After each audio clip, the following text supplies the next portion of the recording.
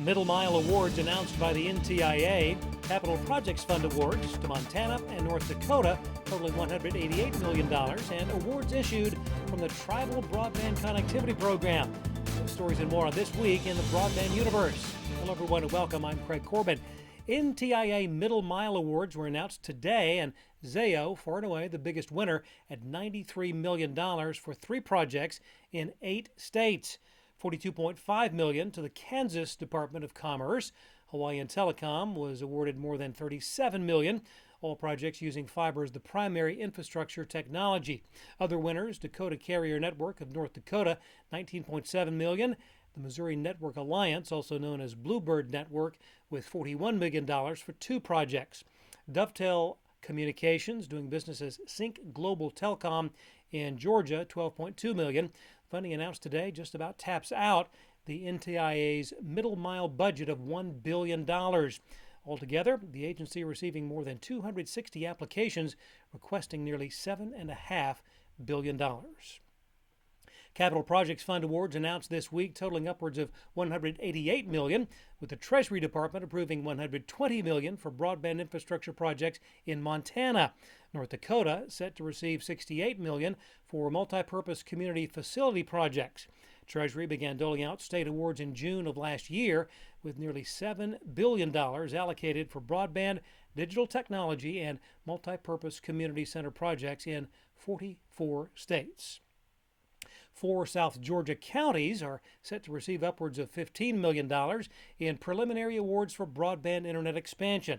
That from Georgia Governor Brian Kemp earlier this week. The city of Colquitt in Miller County will receive $6.28 million. Windstream receiving $8.3 million for projects in Calhoun, Eccles, and Webster counties. In January, the state allocated $234 million for broadband projects in 28 Georgia counties. $4.5 million has been awarded as part of the Tribal Broadband Connectivity Program, a nearly $3 billion grant program.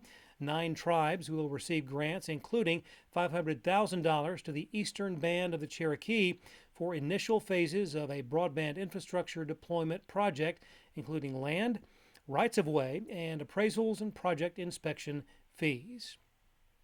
Also from the National Telecommunications and Information Administration this week, word that the U.S. Virgin Islands will receive $1.4 million in a planning grant for deploying high-speed internet service networks, part of the BEAD program. Also announced planning grants of $1.4 million each for American Samoa, Guam, and the Northern Mariana Islands. Internet for All local coordination events were co-hosted by the NTIA over the last month, with gatherings in New Mexico, North Carolina, Rhode Island, and Utah. NTIA partnered with the New Mexico Office of Broadband Access and Expansion, Connect New Mexico Council, New Mexico Association of Counties, and the New Mexico Municipal League on the Internet for All New Mexico Summit, which was held in Santa Fe. Well, it's been a year since the U.S. Department of the Treasury began issuing awards from the Capital Projects Fund. Thus far, $6.7 billion has funded projects in 42 states, reaching nearly 1.9 million homes, businesses, and other locations.